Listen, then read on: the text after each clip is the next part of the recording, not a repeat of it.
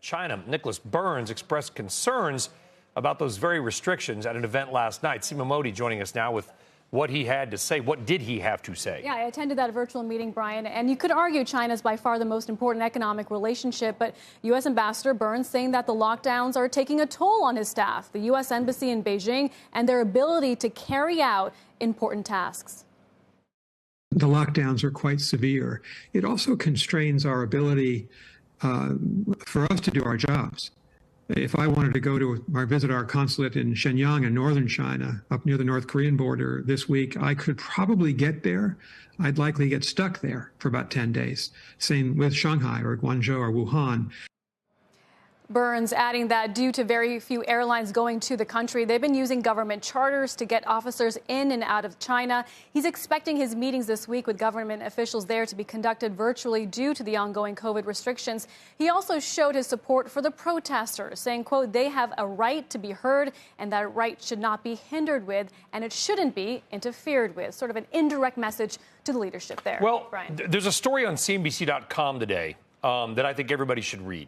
And it's apparently that Apple turned off the AirDrop function in its latest software update a couple of weeks ago in China. Now, that's important because AirDrop is the only way you and I want to share a photograph or private message without government interference. So effectively, that got shut off.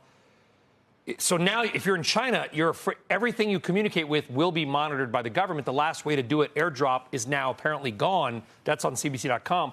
Did Ambassador Burns address any questions about U.S. corporate responsibility to what's going on? So that's a concerning development there on Apple. It suggests that given that it's the second largest market, China, that they're conforming in a way to what China wants. But to your question on Burns, he did say that U.S. companies need to be very careful about their investments in China. They should not be helping national security efforts in China. Of course, we've seen what the U.S. Commerce Department did earlier this month, unveiling that export ban that makes it very hard for U.S. semiconductor companies to sell their goods to Chinese companies there. So on the national security front, he did address that. It's like what we talked about on Power Lunch sort of yesterday with Steve Odland, which is this idea that, you know, I know it's a sovereign country and they can do what they want, but sort of the silence is deafening from American corporations on what's happening over there. People being locked in buildings, welded doors shut, and burning to death. Yeah, at the same time, there are certainly some signs that China's economy is reopening, right? Overnight, Guangzhou, the main province there,